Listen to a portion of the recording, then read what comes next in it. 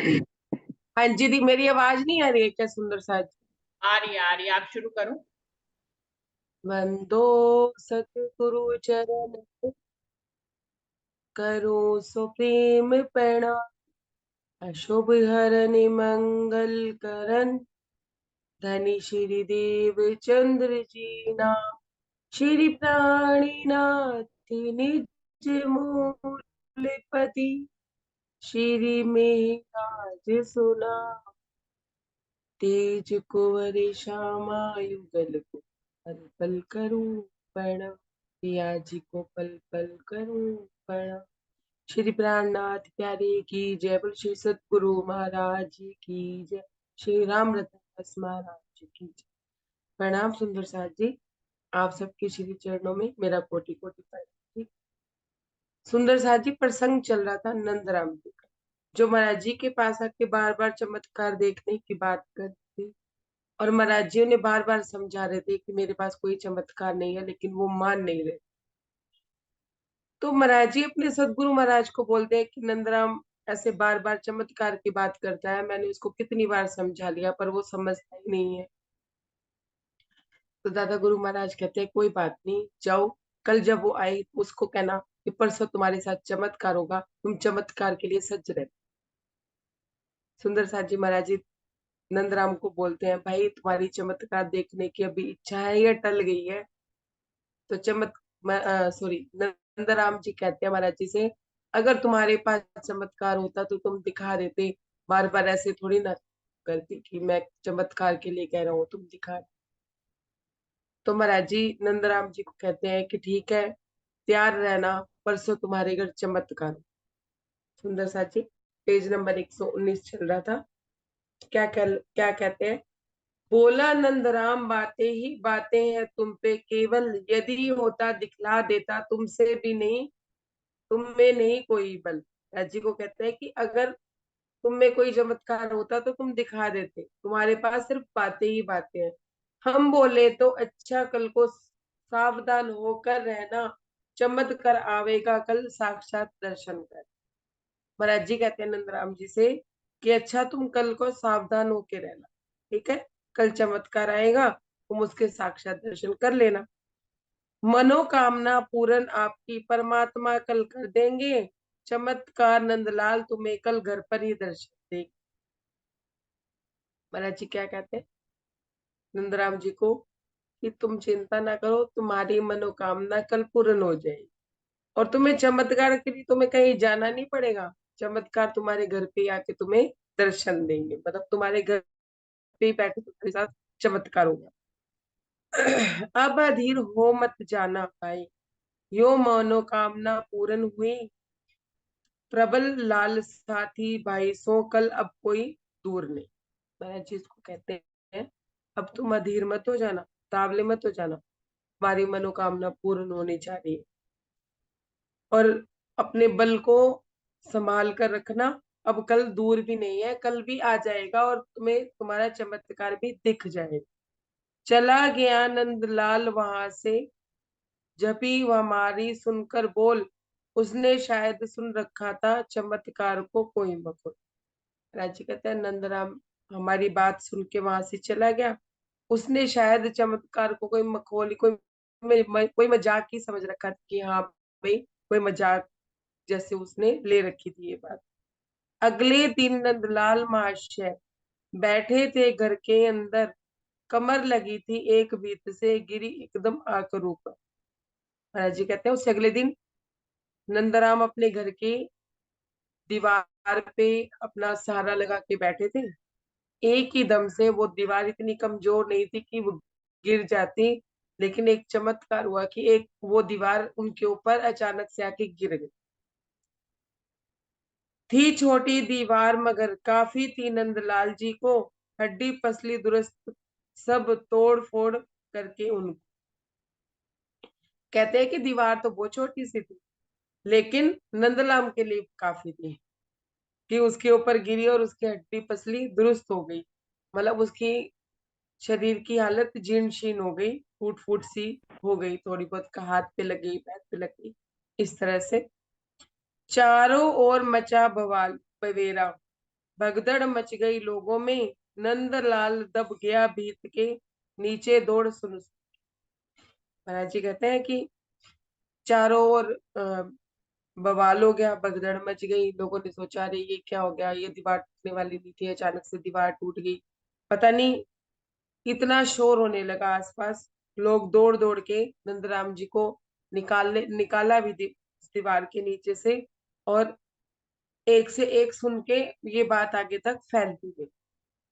जैसे तैसे आदमियों ने बाहर उसे निकाल दिया, चिंताजनक मगर हालत थी, जैसे जैसे अब प्राणा अंत। क्या कह रहे हैं कि जैसे तैसे गांव के लोगों ने नंदलाल जी को दीवार से बाहर तो निकाल दिया, लेकिन उसकी हालत इतनी चिंताजनक थी, ऐसे लग रहा था कि जैसे अभी क्या और अभी, कि उसके चोटें ज्यादा लगी। चारों ओर उड़ी अफवाहें, नंदलाल दब कर मर गए, कुछ उसके घर के संबंधी अपनी कुटिया पर आ पहुंचे। सुंदर साथ जी, चारों तरफ ये अफवाह उड़ गई कि नंदलाल जी मर गए, मतलब वो बचे ही नहीं। ऐसे नहीं कि उनकी उनकी हालत ऐसी हो गई, लोगों ने ये कहना शुरू कर दिया, एक से बात एक तक पहुंचते पहुंचते पहुंचते बात ये हो गई कि नंदलाल जी मर गए, उनका प्राणांत हो चुका है। और उनके घर के जो संबंधी है, सगे संबंधी थे जो घर के, वो महाराज जी की कुटिया पे भाग के दौड़ के आने लगे। अब महाराज जी आगे की बात बता रहे हैं, पेज नंबर 120। बाध्य किया घर लेकर चलने को, पर हमने इनकार किया, जब तक गुरु महाराज ना चाहे हमने आने को मना किया। कहते हैं कि उनके परिवार वालों ने मुझे जबरदस्ती करी कि मैं उनके घर जाऊं और नंदराम को देखूं जाके और उसको ठीक करूं, पर महाराज जी कहते हैं कि मैंने उनको मना। मैंने उनको क्या कहा कि गुरु महाराज अगर जाएंगे तो ही मैं उनके साथ जाऊंगा, नहीं तो मैं नहीं जाऊंगा। उनके बिना अन्य के द्वारे जाएंगे नहीं, हम नहीं कभी, सुनकर के गुरु जी को लेने उनमें से भग गए सभी। जब महाराज जी ने ये बात कही कि मैं अपने सदगुरु के बिना नहीं जाऊंगा, तो कुछ लोग दादा गुरु महाराज को लेने के लिए वहां से चले गए, मतलब भागे भागे गए दादा गुरु महाराज को लेने के लिए। एकत्रित हम दोनों को करके चले, साथ ही लेकर के हमने नंदलाल को देखा उसके घर पर जाकर के। दादा गुरु महाराज उनके साथ आ गए, और मैं भी, महाराज जी कहते कि हम दोनों इकट्ठे होके उनके साथ ही चल पड़े। हम उनके घर गए और घर जाके हमने नंदलाल की हालत को देखा। अब आगे क्या कह रहे हैं, इतना होश उसे बाकी था ताकि हमको पहचाने, हमें देखते ही वह एकदम लगा जोर से डक। सुंदर सा जी, हालत उसकी खराब थी। महाराज जी बयान कर रहे हैं कि हालत उसकी खराब थी, लेकिन उसको इतना होश था कि वो हमें पहचाने। उसने हमें देख लिया था, वो जान जान गया था कि हम लोग आ गए हैं, और जैसे ही उसने हमें देखा तो वो डकराने लगा, मतलब जोर जोर से हुंकार भरने लगा। अब क्या कह रहे हैं, प्रणाम जी। प्रणाम जी, प्रणाम जी। मुझे माफ जल्दी कर दो, क्योंकि मैं जाने वाला हूँ, मैं आपका हूँ अपराधी, आज सजा भुगतने वाला हूँ। और नंदलाल जी महाराज जी को क्या कहते हैं कि मुझे माफ कर दो, अब मैं जाने वाला हूँ, आपसे माफ, अच्छा है कि आप आए, मैं आपसे माफी मांगना चाहता हूँ कि अब मैं जा रहा हूँ, मैं अपने किए की सजा भुगतने वाला हूँ। ऐसे कह रहे हैं कि मैं अपराधी हूँ, मैंने आपको चमत्कार के लिए बोला और मुझे चमत्कार भी दिखा, और मैं अपराधी हूँ कि मैंने आप पे इतना बड़ा, मतलब शक किया, आप पे विश्वास नहीं किया कि आप चमत्कार भी दिखा सकते हैं। अब बस मेरे श्वास निकलने ही वाले हैं, आप मुझे क्षमा कर दीजिए। अब क्या कहते हैं आगे, नंद राम नहीं अब बचने का, कृपा करो प्रभु कृपा करो, कह दो तुम्हें माफ करते हैं, बस इतना ऐसा। नंद राम जी कहते हैं कि अब मैं बचने वाला नहीं हूँ, मैं आपसे सिर्फ इतनी प्रार्थना करता हूँ कि आप मेरे पे कृपा करो, कि आप मुझे माफ कर दो। आप ये कह दोगे ना कि मैंने आपको माफ कर दिया, मेरे लिए तो यही बहुत कुछ हो जाएगा। मैं आपसे अपने ऊपर एक एहसान ये और चाहता हूँ कि आप मुझे क्षमा, आप मुझे क्षमा दान दे दो, बचना तो मैंने वैसे भी अब है ही।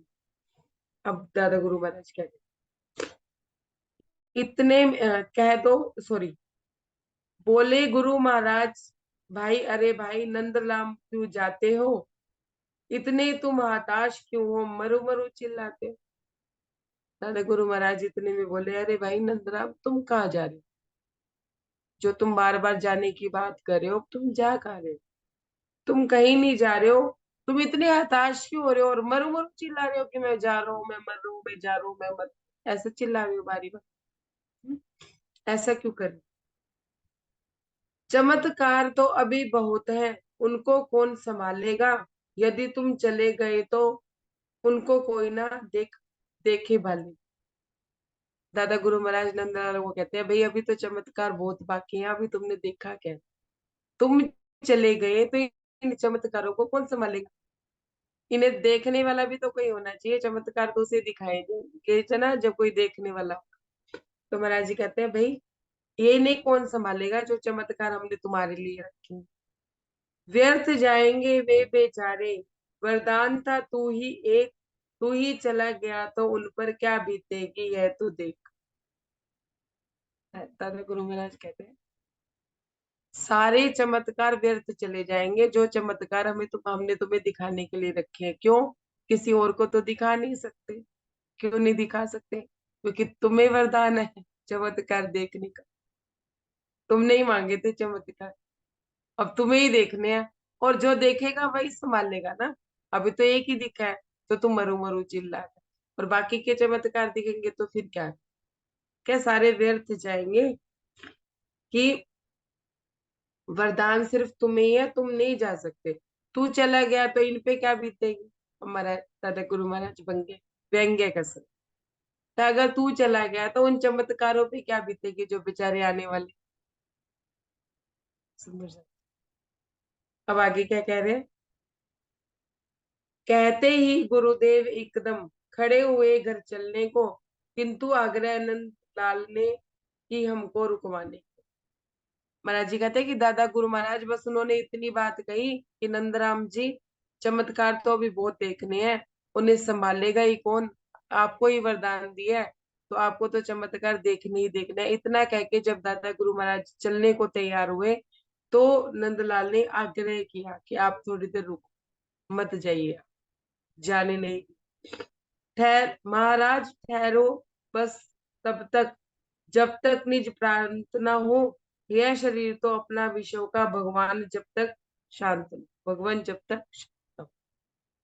क्या कहते हैं नंदराम जी कि ठहरो, महाराज जी ठहरिए, तब तक ठहरिए जब तक मेरे मेरे शरीर का अंत न हो।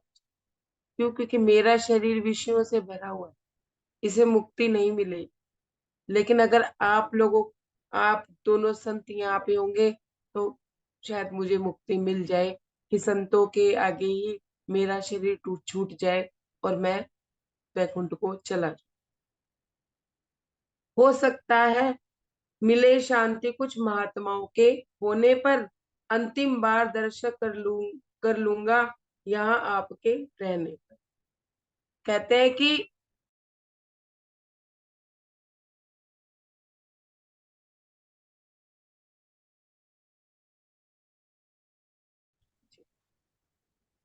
हम्म।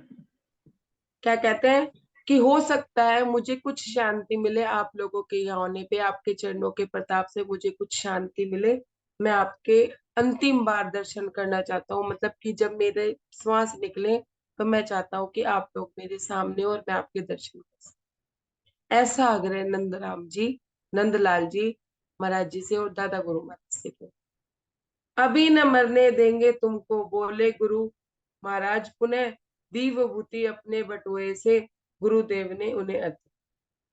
दादा गुरु महाराज नंदलाल को कहते हैं, भाई अभी तुम्हें हम मरने नहीं देंगे, चिंता ना करो, तुम अभी कहीं जाने वाले नहीं हो। और उन्होंने अपने बटुए से विभूति निकाली, हालत उसकी खराब थी, वो तो यही समझ रहा था मैं अभी क्या और अभी क्या।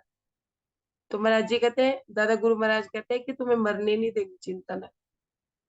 और ऐसा कह के कि उसकी हालत कुछ ठीक हो जाए, दादा गुरु महाराज ने अपना बटुआ खोला, उसमें से वो बुत्ती निकाली और उसको चटा दी। आप पेज नंबर 121। ठीक हुआ उसका शरीर तो, पर बुद्धि पर असर हुआ। बुद्धि रहा करती बैकुंठ वासियों की 8 पैर से।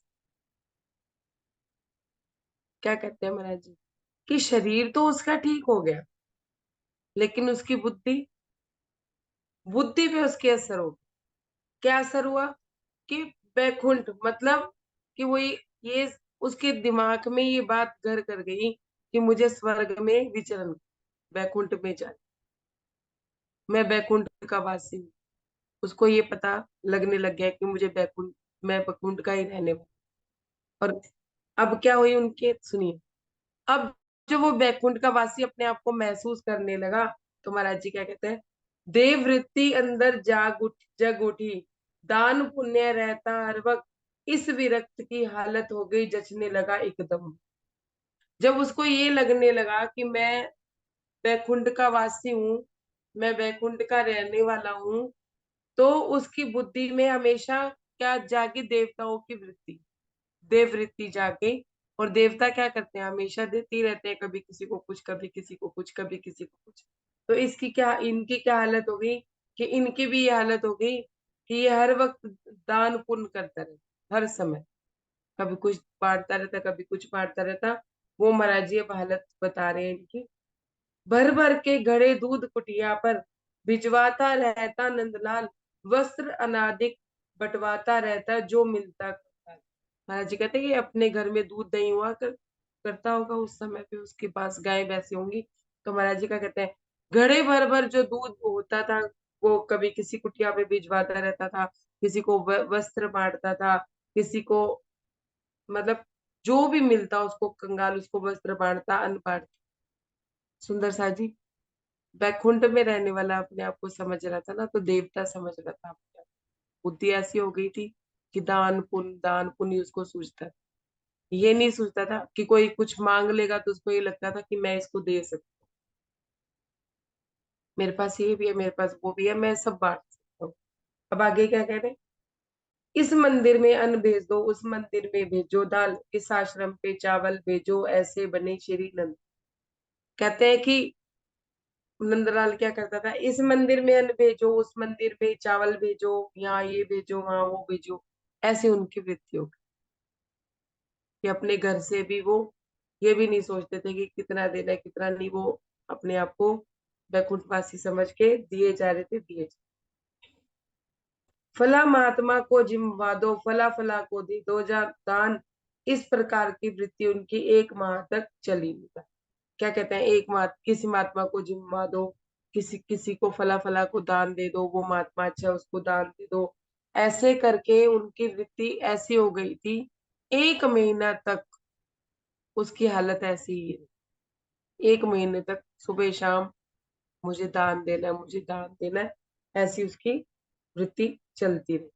साधारण से स्तर का घर, सहे कहाँ से इतना भार, घर वाले उसकी वृत्ति से थक कर हो गए लाचार। घर से साधारण था सुंदर सा, बहुत ज्यादा हाई फाई नहीं था, इसको बांटा उसको बांटा। अब घर वाले भी परेशान हो गए, और क्या कहते हैं, उसकी इस वृत्ति से थक कर लाचार हो गए कि वो मान तो रहा नहीं था, जिद पे अड़ा हुआ था। तो अब उसका असर उसके परिवार पे कैसे पड़ता है, वो कहते हैं उसके इस उदार भावों से तंग आकर घर वाले अब घर में बुनी भांग ना छोड़ी, खाली करके छोड़ा। ये दान वो दान, जो दिखता वो दे देता, जो दिखता वो दे देता।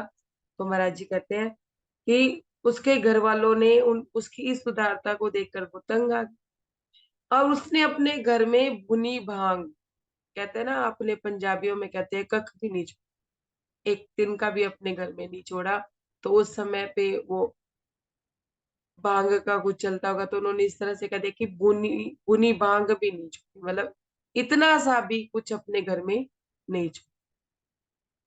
अब सुंदर साथ जी देखिए, बिना सोचे समझे कोई भी काम अगर किया जाता है, बिना अपनी बुद्धि पे विवेक बिठाए अगर कोई काम किया जाता है, तो वो बाद में जाके हास्य का पात्र ही अपनी बुद्धि पे विवेक बिठाना बहुत जरूरी है। यहाँ महाराज जी हमें ये शिक्षा भी देते हैं। क्या कह रहे हैं आगे, दानवीर बन बैठे एकदम, सॉरी, लुटा दिया अपने हाथों से, उड़ा दिया सब राख समान, दानवीर बन बैठे एकदम नंदलाल जी कृपा निधान। कहते हैं कि सब कुछ अपने हाथों से लुटा दिया, ऐसे लुटा दिया अपने घर का सामान जैसे कोई राख उड़ा देता। राख जो चूल्हे में आग होती है ना, वो ठंडी हो जाती है तो उसे राख कहते हैं, और उसे फालतू समझ के हम फेंक देते हैं।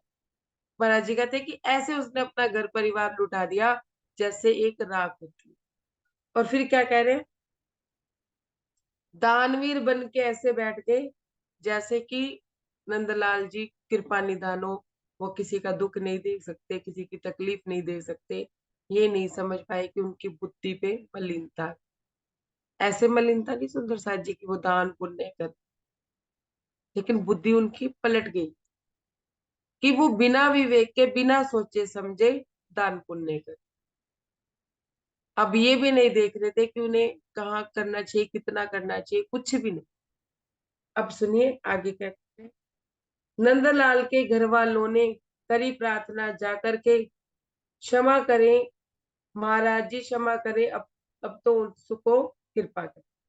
महाराज जी कहते हैं कि नंदराम के घर वालों ने जाके प्रार्थना करी। किससे करी? दादा गुरु महाराज से जाके प्रार्थना करी। सुंदर जी जब घर में कुछ भी सामान नहीं रहा तो सब लोग तो ये सोचते होंगे ना कि घर में है नहीं दाने और अम्मा चली बुनाने, कि घर में तो घर वालों के लिए तो खाने पीने के लिए है नहीं और ये दान दिए जा रहा है, ये भी तो एक हंसी का पात्री कहा जाएगा ना। तो कहते हैं कि वो क्षमा मांगने के लिए आए महाराज जी से, कृपा कीजिए कि हमारा सारा घर ही उजड़ गया। क्या कह रहे हैं, उजड़ गया घर सारा उसका, दिया दान दान का ऐसा रोग, घर में अन्न बर्तन हंसते सोनगिरी के लोग। हमारा जी कहते हैं कि वो क्या कह रहे हैं कि आपने इसको दान का ऐसा रोग दे दिया कि अब घर में ना वस्त्र है, ना खाने को कोई चीज है, और सोनगिरी के लोग हम पे हंसी करते हैं, हंसते हैं। क्या कहते हैं कि खुद के पास तो कुछ है नहीं और दान दान की बात ये करते हैं। क्या समझ रहे थे? बैकुंठ में रहने वाले अपने आप को देवता समझ लेते कि मैं ये भी दे दूं, मैं वो भी दे दूं, ऐसी बात उनके घर के जाके महाराज जी को कहते हैं। फिर क्या कहते हैं, अब तो मेर फेर दी अपनी, अब तो करो महात्मा माफ, अगर कोई गलती है उसकी उसे थूक दे मन से आप। अब महाराज जी को कहते हैं कि अब आप मेहर करिए, अगर इनकी कोई गलती है तो आप इन्हें माफ कर दीजिए और इनकी बुद्धि को आप ठीक कर दीजिए और इन पे ये कृपा कीजिए कि वापस साधारण व्यक्ति हो जाएंगे, अपने आप को देवता गण ना समझे, अपने आप को परमात्मा ना समझे। ऐसे महाराज जी को वो प्रार्थना करते हैं कि आप इनकी बुद्धि को ठीक कर दीजिए। हम ये बातें श्री सतगुरु के कानों में कहकर आए, सुनकर इस प्रकार की बात गाथा सतगुरु साहिब मुस्कुराए। सुंदर साथ जी मैंने बोला था ना दादा गुरु महाराज से वो प्रार्थना करे, वो महाराज जी से प्रार्थना कर रहे थे और महाराज जी कहते हैं कि मैं दादा गुरु महाराज के कानों में ये बात क्या है कि उसके परिवार वाले आए थे, माफी मांग रहे थे और इस तरह की बात है, अब आप देख लीजिए क्या करना है। महाराज जी कभी ऐसे नहीं कहते थे कि ऐसा कर दो, वो कहते थे आप देखिए, आप बताइए आपको कैसा करना है। तो कहते हैं कि सारी गाथा सुनकर सतगुरु साहब मुस्कुराए। कहते हैं कि दादा गुरु महाराज एक स्माइल लेके आए अपने चेहरे पे कि आगे की बात सुनते हैं। हमने उनसे कहकर के झट नंदलाल को बुलवाया, उसका एक सिफारशी उसको अपने साथ लिवाला। महाराज जी कहते हैं मैंने उसको नंदलाल को किसी से कह के बुलवाया, उसका एक सिफारशी उसको अपने साथ ले। किसी को कहा महाराज जी ने कि नंदलाल को बुला लो, तो फिर वो महाराज जी को, ओ सॉरी, नंदलाल को उनके साथ सामने लेके आया। Page number 122। देख उसे श्री सतगुरु बोले, चित्त प्रसन्न भी है नंदलाल, सुना है अब तो दान पुण्य में कर रखा है बड़ा कमाल। सतगुरु महाराज दादा गुरु महाराज महाराज जी से उसे नंदलाल से पूछते हैं क्या बात, अब मन प्रसन्न है? देखो शरीर की हालत नहीं पूछी कि तुम शरीर से ठीक हो या नहीं। कहते हैं कि तुम्हारा चित्त प्रसन्न है, अब खुश हो, तुमने इतने चमत्कार देखे। मैंने सुना है तुमने तो दान पुण्य में बड़ा कमाल कर रखा है? भोग भोग रहे हैं धरती पर, अब वैकुंठ निवासी का चमत्कार की मन में इच्छा है, और अभी और बाकी है क्या। दादा गुरु महाराज नंदलाल जी को क्या कहते हैं? भोग भोग रहे हैं धरती पर, आप तो भोग भोग रहे हैं। किसका? वैकुंठवासी का। मतलब कि आप वैकुंठ के राजा हो, ऐसा समझ के आप भोग भोग रहे हैं। ये भी दे दो, वो भी दे दो, वो भी कर लो, है देवता बन के देववृत्ति आप में जाए। अभी चमत्कार की इच्छा है या अभी खत्म हो गई है या पूरी हो गई? अभी चमत्कार देखने हैं, अब इच्छा बाकी हो, पूरी हो गई। ऐसी बात पे दादा गुरु महाराज नंदलाल को बोलते हैं। बोला नहीं नंदलाल काट सा, बना रहा सामने खड़ा रहा, करुणा करो सदगुरु ने, फिर उनको प्रसाद दिया। सुंदर साहिब जी, नंदलाल को अपनी गलती का एहसास हो गया कि वो बार बार जिस चमत्कार की बात कर रहा था, चमत्कार पे चमत्कार, कि उसको जब उसके ऊपर दीवार गिरी थी तो उसको बैकुंठ के दर्शन, हल्की सी झलक महाराज दादा गुरु महाराज ने दिखा दी थी, तो वो अपने आप को बैकुंठ का वासी समझ और अपने आप को देवता मानने लगा। तो ऐसा सोच के कि उसकी उसकी बुद्धि ऐसी भ्रष्ट हुई कि वो वहां से निकला ही नहीं, और ये दे दो वो दे दो करके उसने अपना घर परिवार सब खत्म कर लिया था, और अभी भी वो होश में नहीं था। पर अब उसे कुछ समझ ही नहीं आता था कि वो क्या कर रहा है, क्या चल रहा है, क्योंकि इतने लोगों ने तो उनको समझाया ही होगा ना, लेकिन बुद्धि उसकी पलटा खा। तो अब क्या कह रहे हैं महाराज जी? उनसे कहते हैं, कुछ पूछते हैं तो नंदराम जी जवाब ही नहीं देते, क्योंकि उनको कुछ समझ नहीं आता कि मैं क्या बोलूं क्या ना बोलूं। तो काट सा मतलब ऐसे ही सर झुका के वो खड़े। तो सुंदर साथ जी जब वो ऐसे खड़े रहे तो सतगुरु महाराज को भी उनपे करुणा, कहने लगे अब बहुत सजा दे ली, अब इनका उद्धार किया जाए। तो महाराज जी कहते हैं कि फिर उसको दादा गुरु महाराज ने क्या दिया? प्रसाद दिया। साधारण हो गई अवस्था उस विभूति निधि से एकदम, नंदलाल फिर कभी न बोला, मारा नहीं सामने। जब दादा गुरु महाराज ने उनको प्रसाद रूप में विभूति दी और उन्होंने वो विभूति खाई, तो उनकी जो हालत थी वो साधारण साधारण मनुष्य जैसी होगी, बैकुंठवासी की नहीं हो गई कि हम बैकुंठ के रहने वाले। बस एक साधारण मनुष्य की तरह उनकी हालत हो गई।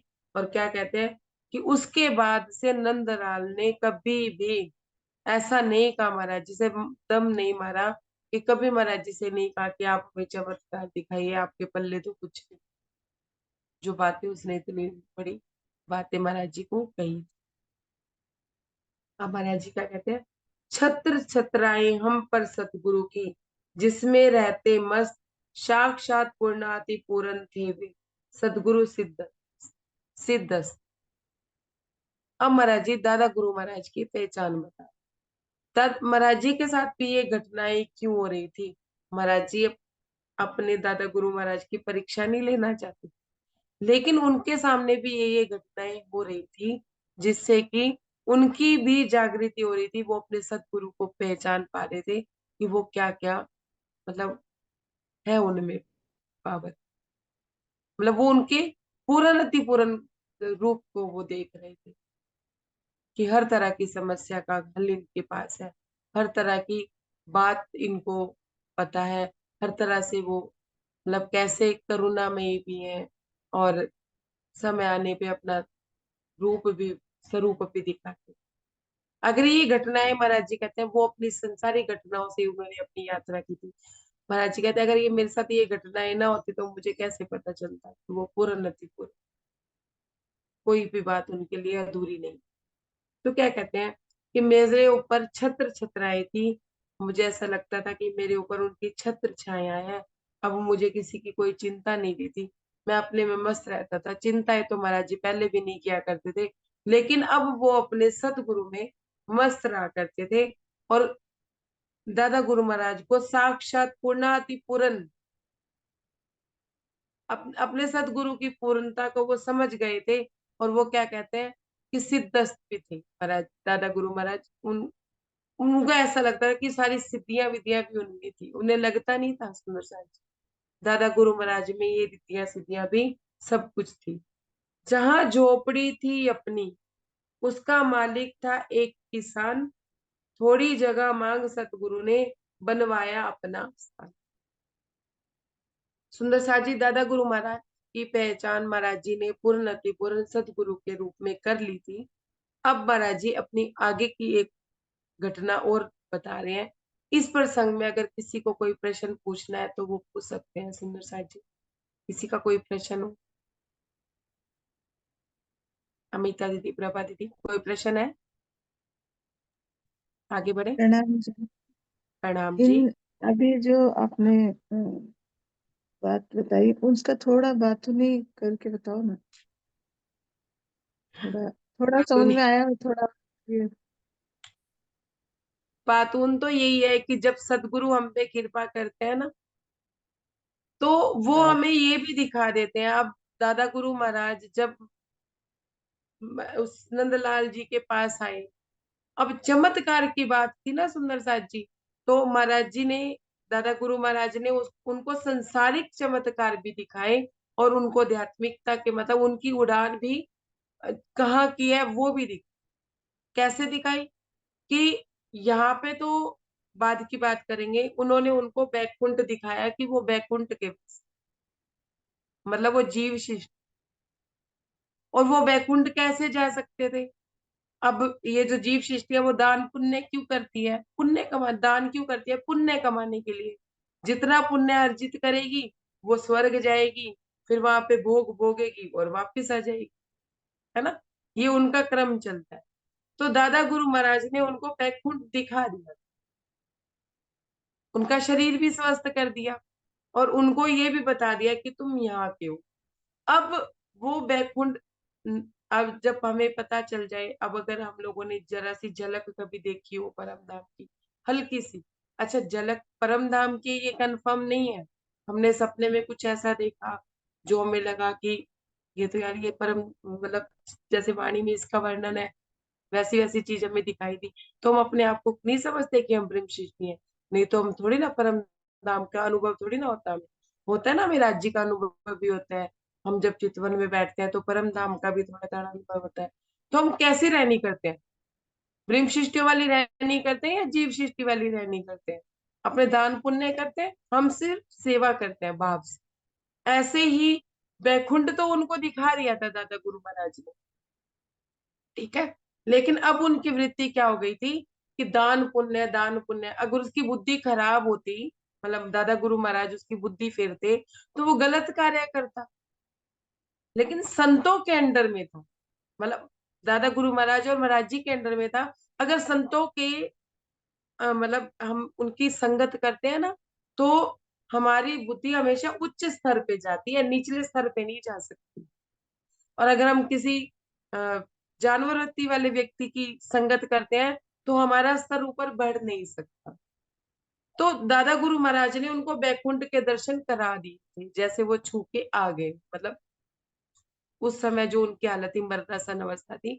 तो अब उसको क्या लगा कि जब मैं स्वर्ग का हूं तो मुझे दान पुण्य करना चाहिए, तो उसको भेजना भी तो था ना स्वर्ग। सुंदर साज, उसके पुण्य भी तो अर्जित हुए, उसने सब कुछ ही समर्पित कर दिया। हम्म? थोड़े में से थोड़ा देते हैं अपने, तो वो पूर्ण समर्पण अपने जितना कर सकते हैं उतना करते हैं। कभी हम अपना पूरा ही थोड़ी ना दे देते हैं, सारा घर बार थोड़ी ना लुटा देते हैं। उसने तो पूरा ही लुटा दी कि वो बैकुंठ का वासी हो ही गया था। अब उसकी, जब उसका मृत्यु होती है, उसका शरीर खत्म होता है, तो उसका जीव बैकुंठ ही जाता है। ये इसका बातून। और फिर उसके बाद वहां से उसको वापस भी तो लाना था ना। फिर महाराज जी ने उनके ऊपर, दादा गुरु महाराज ने उनके ऊपर कृपा करी कि जितने पुण्य उनको चाहिए थे स्वर्ग जाने के लिए, उतने पुण्य तो उसने अर्जित कर लिए। ये वो बैकुंठ का ही वासी था, लेकिन फिर उसको साधारण जीवन भी दिया महाराज जी। दादा गुरु महाराज ने उन पे करुणा करी और उन्हें फिर विभूति चढ़ाई, फिर वो साधारण व्यक्ति की तरह बिहेव कर। हमारे साथ ऐसा नहीं होता। हम मंदिर आश्रम जाते हैं तो कैसे भाव आते हैं कि हम ब्रह्म सृष्टि हैं, हम राज्य से मिलने आई हैं। और जब हम जीवन में आते हैं तो साधारण नहीं हो जाते। वहां जो पावर हमें लगती है, यहाँ हमें घर पे लगती है पावर। मुझे जो बातून समझ आया सुंदर साथ जी, मैंने अपने भावों को आपके आगे रखा। फिर भी आप अगर मंथन करेंगे इसका कि महाराज जी क्यों ऐसा कह रहे थे कि वो बैकुंठवासी था, उनके जीव की पहचान हम संतों के पास क्यों जाते हैं, हम महाराजियों का, बड़े बड़े महापुरुष सुंदर साथ का सानिध्य इसीलिए करते हैं कि हमें पता चले कि हम कहाँ के हैं, वो हमें हमारी पहचान। ऐसे ही सुंदर साथ जी एक प्रसंग से बताती हूँ कि हम चौपाई पढ़ते हैं, पहले आप पहचानो रे साधो, पहले आप पहचान। धनी देवचंद्र जी से ही लेते हैं, ठीक है। धनी देवचंद्र जी जब अपने साधना काल में थे और जब वो भागवत सुना करते थे, जब राज्य के उनको दर्शन हुए, तो वो श्यामा महारानी है इसकी पहचान धनी देवचंद्र जी ने खुद करी थी या राज्य ने उनको करवाई थी, बताइए। राज्य ने करवाई थी। तो हमारी असली पहचान हमें अंदर पता हो, हमें पता ही ना हो कि हम कहाँ के हैं, कैसे हैं, पर हमारी असली पहचान हमारे महापुरुष सुंदर साथ या हमारे सतगुरु ही हमें कि हम कहाँ के, है ना। ऐसे ही दादा गुरु महाराज ने ही महाराज जी की भी पहचान महाराज जी को दी थी कि आप यहाँ के हो। और उन्हें परम धाम के बारे में बताना शुरू किया था, तो महाराज जी को पता चला कि मैं वहां पर। उससे पहले तो महाराज जी अव्यक्त तक पहुंच गए थे। ऐसे धनी देवचंद्र जी भी तो अपने चितवन में अव्यक्त तक पहुंच गए थे, जब सॉरी योग माया तक पहुंच गए थे, जब उन्होंने बाल गोपाल कृष्ण जी के दर्शन किए और घुंगरी का प्रसाद लिया। और जब वो चितवन से जगे तो उनके आगे वो घुंगरी का प्रसाद परोसा हुआ था, है ना। तो यहाँ तक की यात्रा उन्होंने स्वयं करी थी ना, उसके बाद ही तो राज्य ने उनको दर्शन दिए थे। राज्य स्वयं आए थे। और हम रंजना, लोग, रंजना, जब उन्होंने हाँ, आंखें उनकी खुली थी तो घुंगरी का प्रसाद नहीं था, ऐसा कुछ नहीं था। ये सुंदर साथ जब कथावाचक मतलब बीतक वाचक जब बताते हैं तो वो अपने भाव से ऐसा जोड़ लेते, चौपाई में ऐसा कहीं नहीं है। चौपाई में हाँ ये कि चौपाई, वो ध्यान में गए थे, वहां उनको घुंगरी और वो जो यशोदा मैया ने उनको दिया था प्रसाद, वो उन्होंने खाया। और जैसे ही उसको खाने के लिए उन्होंने अपने हाथ बढ़ाए तो उनका ध्यान टूट गया, बस फिर वो अपनी अपनी जगह पे वापस आ गए। ऐसा कहीं नहीं है कि घुंगरी उनको मिली थी, ये चौपाई में कहीं नहीं है।